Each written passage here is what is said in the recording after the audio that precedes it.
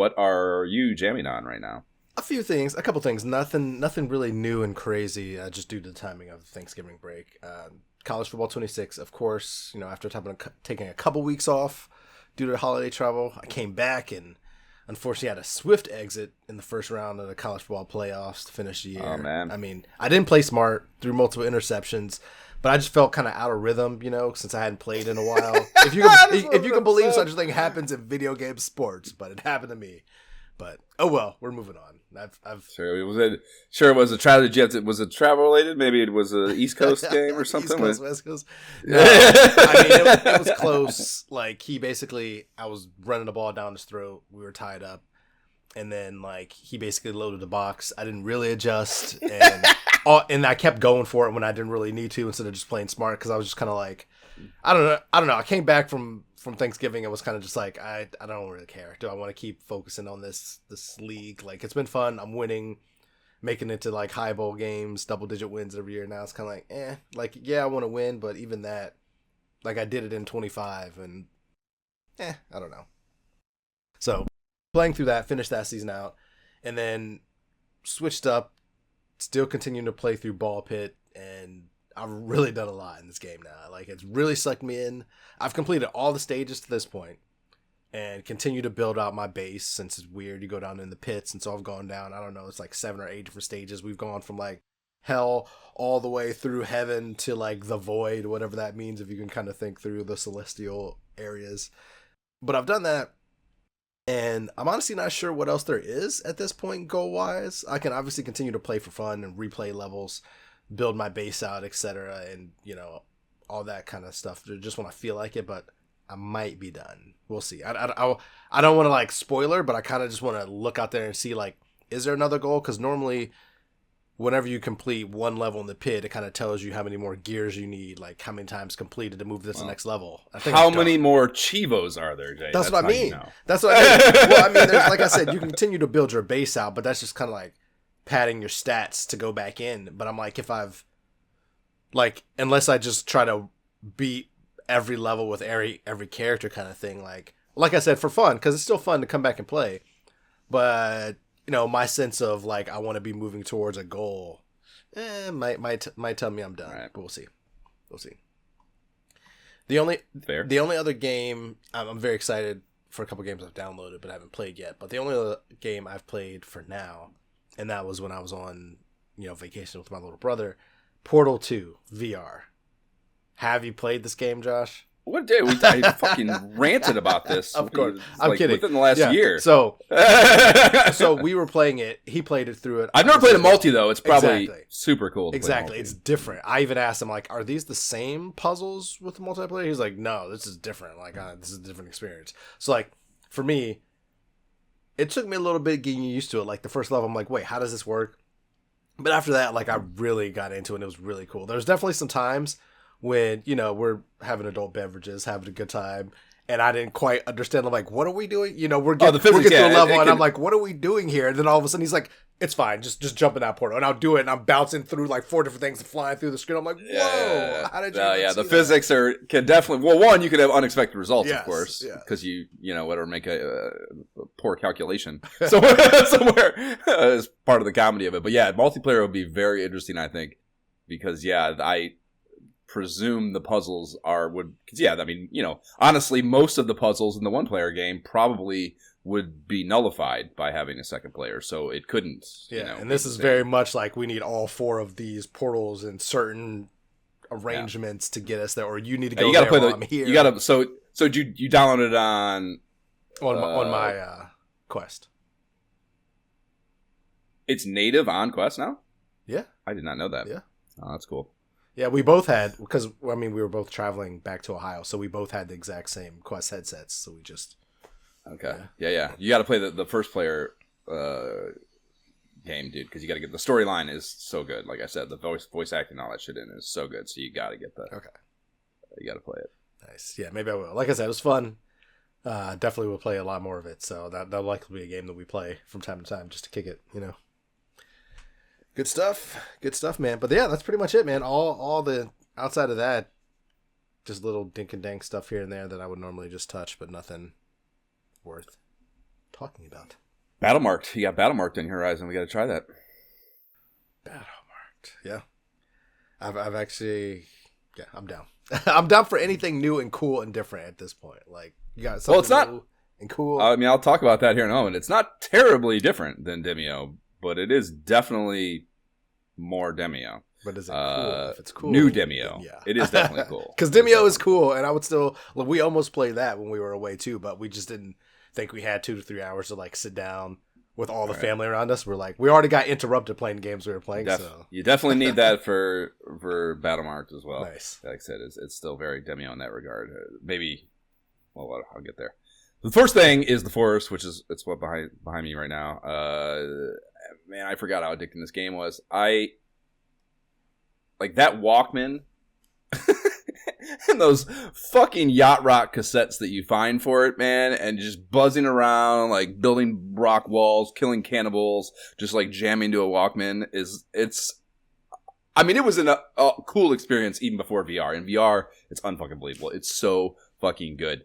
And I know why. I have a hypothesis as to why and how I dropped off of it last time. So it's not that it's completely inconceivable to me, but it is still wild that, like... Because, I mean, I played the fuck out of it the first time, and I just got to a place where... the simple thing is, it's because those caves. The caves they're terrifying. They're absolutely, absolutely terrifying. To the point of crippling. Like, I couldn't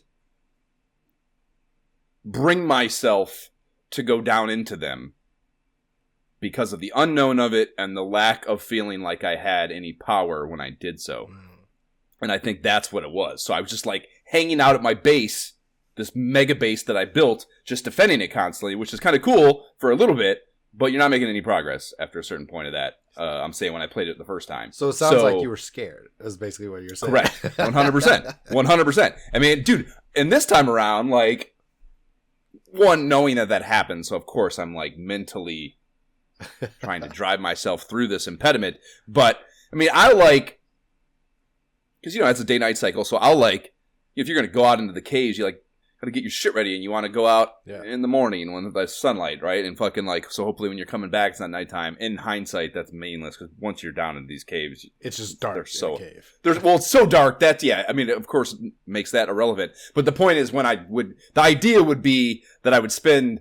the day down there and then get out of there before nightfall and be able to go home and not at night. And that is that's completely unrealistic expectation. You're going to be down in the caves for a long time if you go down to it. If you're actually trying to like finish or get somewhere in one of those caves, you're spending more than one day night cycle down there, so it doesn't fucking matter. So that was a dumb whatever thing too. I could have just went whenever. But, I like, before I really started getting anywhere, I would like, okay, at first light tomorrow, I'm going to go to one of these caves. I picked it out on the map. I know where I'm going. I know I don't know what's going to happen, but I'm going to tackle it and, like, do my best. So, like, I'll get all my shit together. Like, okay, get all my fucking dried food together, and I'll make sure my water skin's full, and I'm, like, have all the, like, backup snacks and shit in case I run out of those. And, like, just get all my shit together. My armor together, like, get everything set up, and then, go to bed at night, wake up in the morning, and then, like, when you first wake up, you got to, like, eat again. You got to do a couple things, just like morning routine to get your base, whatever,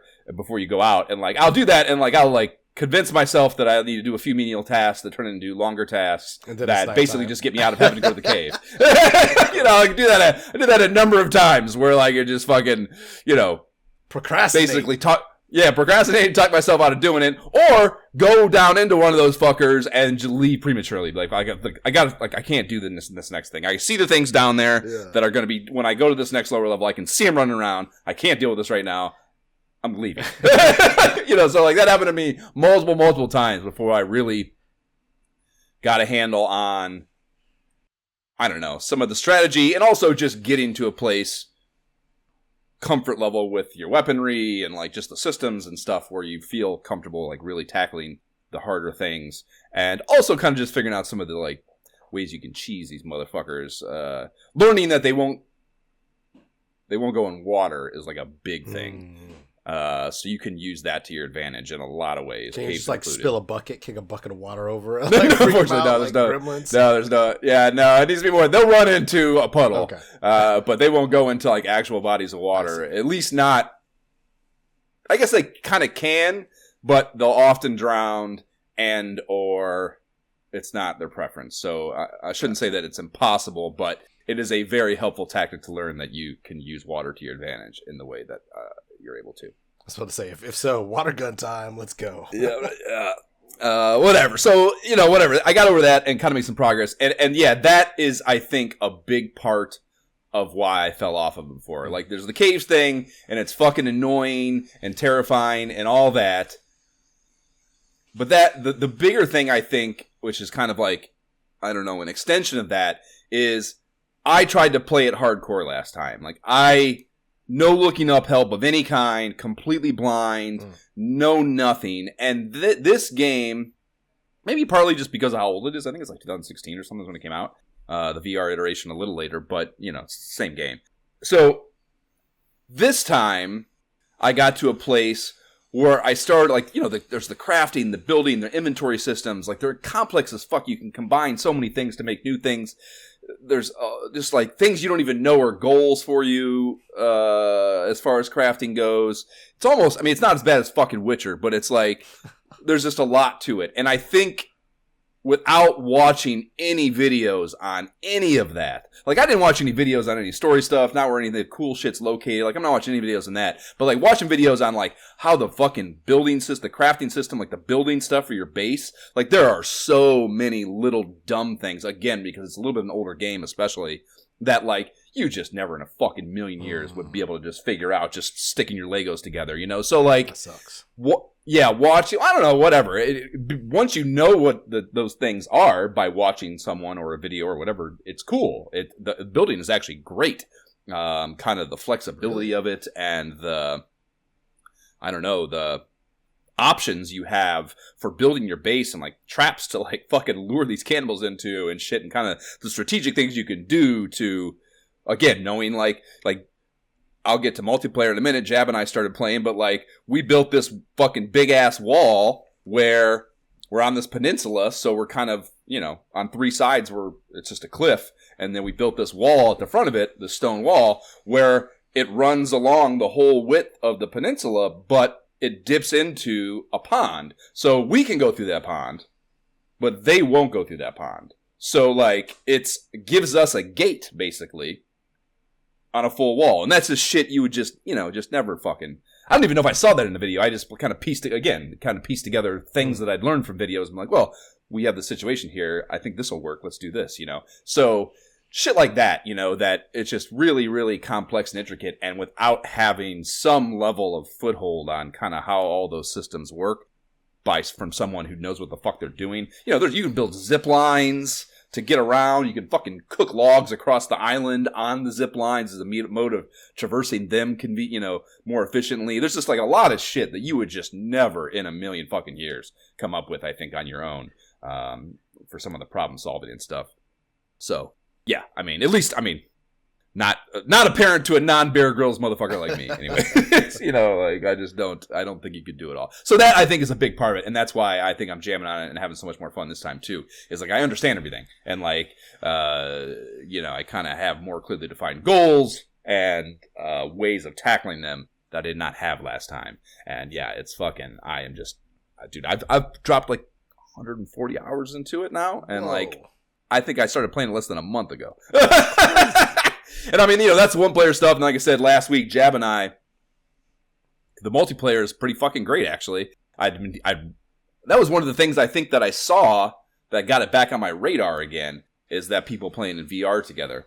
Some videos of that, and they, all pretty rave reviews of it. So I was eager to find a way to do that. Jab said he'd been thinking about playing it anyways. So we jumped in together and started playing last week, and we ended up getting pretty hot and heavy. And we probably put, matching schedules, probably another dozen or so hours into it last week. So, playing multiplayer, which is interesting. And there's a lot of things that are different when you're playing with two people, of course. But also, it's the same thing, just with someone hilarious to enjoy those ridiculous, running around with the Walkmans together and fucking, like major construction projects. We built that fucking wall. Like I said, we built this big ass cabin with a tower jutting up out of, like a guard tower jutting up out of one corner of it. And we built bedrooms in this fucking cabin, and we had to like argue kind of over who was going to get which bedroom, the way brothers would, and like it came into how the politics of who got what bedrooms as kids came into the discussion and like shit like that was just really fucking fun. Like one of them was like ocean view through the window and one is sunset view through the window, so we had to like decide who was going to get what, which was pretty fucking fun. That's great. And there's also, he's playing on flat screen, of course, I'm playing on VR, and it's one, it's cool, that's even possible, I think, but two, again, it was such an old game, but one interesting thing about that is VR, there's a stamina system in the game, and the stamina affects your ability to run, your ability to swim fast, your ability to swing your weapon, in battle and stuff, depending on how big of a weapon. Certain weapons are slower to begin with because they're heavier, yada, yada, yada. So the thing is, in VR, you are not hindered by stamina for your attack speed because you swing your weapon as fast as you can swing your arm with that fucking wand in real life. So he's watching, we can see our avatar is playing the game. He's like, you attack so fast. I'm like, yeah, I'm in here fucking going apeshit on these fucking things in real life. So yeah, I didn't realize that was the case until he pointed that out. And yeah, so like it's kind of funny because that's great. He's starting to upgrade his weapons and shit too, but he'll always be more limited than me, no matter, how many upgrades or whatever we do. So a lot of the situations, we'll get attacked by like a band of cannibals and shit, and he just like fucking hangs back and lets me murk them all, and it's almost become a role play that like my big brother's just going to take care of this, That's awesome. So that's been pretty fun. But yeah, like, like we building the fucking, you actually got to go out and do all the resource gathering. It's a big part of the game, and you're building things out of fucking trees, so you gotta go out and log, and like, you make these log sleds that can carry 12 at a time, so you have to carry them and shit, so we're like going out, and like, logging pisses off the cannibals too, so it's like attracts cannibals to fall trees out, so it's like, creates hostility on the fucking island, but we're out, and we're just like fucking, we're trying to build this huge ass cabin, so we need 1 million fucking logs, so we are out just like, fucking industrial wastelanding parts of the map together, and like fucking, but whatever, there's just so many fun things about that, like, because there's so much of it that's actual chores, you gotta hunt, and like, okay, we got these rabbit traps, and we're trying to breed these rabbits, and it only, for whatever reason, I can't figure out how to pick the rabbits up safely in VR. When I pick them up, I kill them, so he's got to do all the breeding shit. So it's just like, we're like division of chores. There's so many things about it that are super fucking fun. That's funny. That's really cool. We haven't even started the cave splunking together yet. I can't wait to fucking see how that goes. But yeah, just really fucking fun. So that, yeah, you need PC VR you can play flat screen, I guess. I don't know. You probably have to have it Steam. But we could definitely play, all three of us. Also, you could like come into our world. Yeah, you can, I could bring them to my existing one-player game. It's like very flexible on, how we show my base, whatever. You can just fucking, a lot of multiplayer flexibility to it. So pretty fucking cool. And yeah, a game, I'm sure I recommended the shit out of it back when I played it last time. And recommend it again. So fucking good, especially in VR. Nice. Really, really good. So been playing that most of my time. I don't think I've even fucking touched Half-Life Alyx as a result of that, but that's still on the back burner, still playing that, still got that fucking Arcane Age game queued up. I barely even started. That's no reason I'm not playing that other than just the Force consuming my entire life. So ton of fucking games to play as far as that goes. And then yeah, Battlemark dropped, so I've been fucking keyed up on this for a very long time, and when it dropped, it occurred to me, I was like, one, she didn't just email me, which she's done for a lot of the fucking Demio stuff. So I was like, well, I'll just try. And I emailed Amber, and she was cool and gave me a bunch of codes. So thank you, Amber. Fucking awesome. Over at Resolution Games. You're the shit. Yeah, it's Demio, but on steroids, basically. Like, it's got story development now. So instead of just arbitrarily going into a 3-level dungeon and just battling turn by turn, now there is like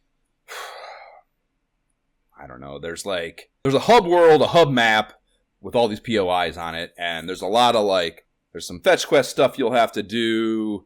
There's usually in the first 2 anyways, I think there's only 2 campaigns so far. There's kind of like a tavern or something that a lot of the shit's spinning out of, and you'll have to get stuff, go to this place, do some battles on one little map, go back to the tavern, have some interactions, go whatever, do this thing. And eventually it works itself to kind of the same format of a 3-level dungeon that's like a mega, the main goal of the campaign is around. At least the first one. The second one had multiple of them. So it's not completely cookie cutter Demio. Yeah. But it kind of is still Demio. So I was a little surprised at that it didn't feel a little more, I don't know, just less Demio. Less like Demio. Yeah. Less Demio on steroids, it's not a bad thing. I've been bitching for years now that all I want is just give me more fucking campaigns for Demio is all I want. Just give me new campaigns, goddammit. So, on that alone, it's worth $30. Yeah. Easy. That I'd have paid $15 for 2 new Demio campaigns, and these are Demio campaigns times a million, So there's that, and there's also the cool thing too is there's character development now. So you build your characters. There's oh, wow. it's not like D&D 5th edition level scaling exactly. It's a little more kind of dumbed down and simplified than that. But you get, there's an economy to your experience, and you have a development tree for your character. It's still all card based, just like Demio, and so you get little fucking perks and things that affect the way your character plays. There's a few more classes too.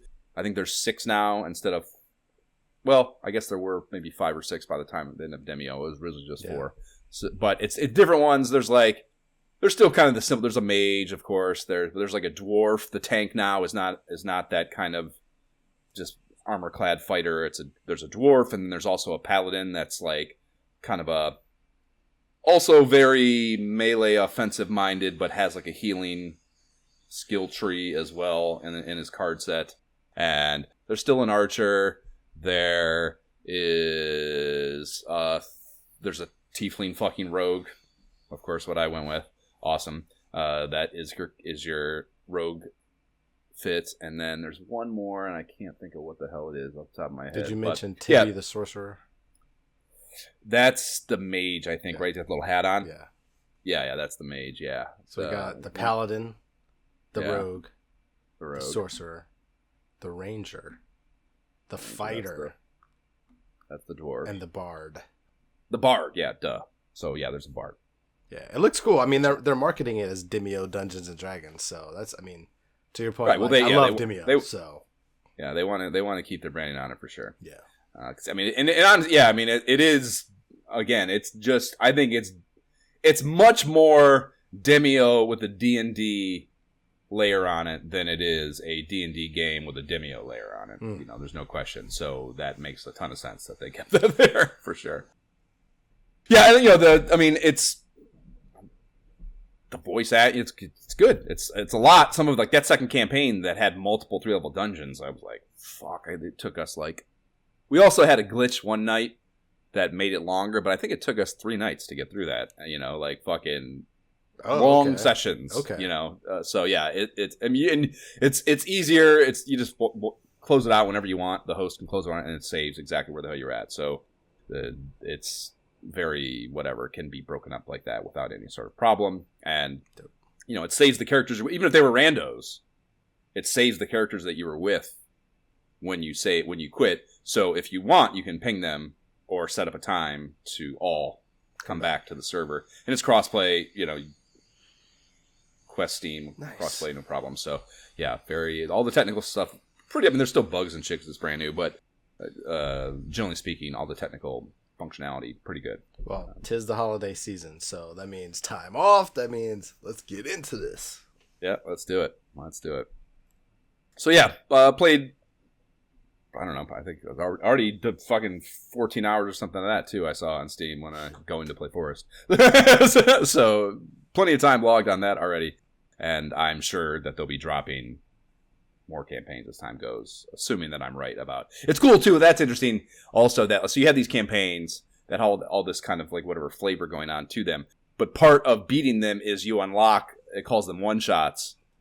That's basically just the dungeon. So it basically gives you an option to just play Demio within this system as well. Okay. In that, like, if you once you beat the campaign, you unlock the dungeons as so just go do a dungeon run. Okay. You know, that's good. And that also would streamline, I think, the play time. And of course, that's where the I don't know, the Demio fun is, anyways. You know, once you played the story, playing that again probably not great, right? You know, because you're just listening to fucking people talking.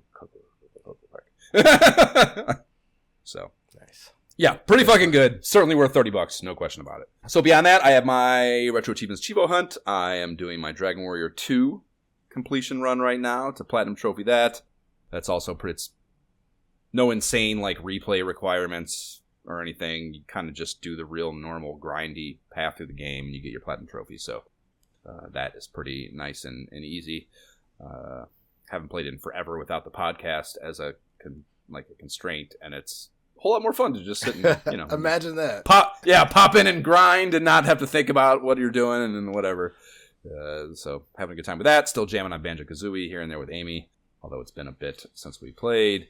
And then just about to dip my toe into some Legend of Zelda for a little side quest stuff that's brewing. So I took a gander at the Chivos list for that, and I will not be mastering this baby, sadly. There is a ton of missables that require you to play the game kind of nerfed without various fucking things that are like huge quality of life improvements in the game. Rings, which up your defensive power, not having the Master Sword, yada, yada, yada. So there's a bunch of that shit. Insane. Yeah, so definitely wouldn't want to do that because you have to play through the first quest a second time to get that.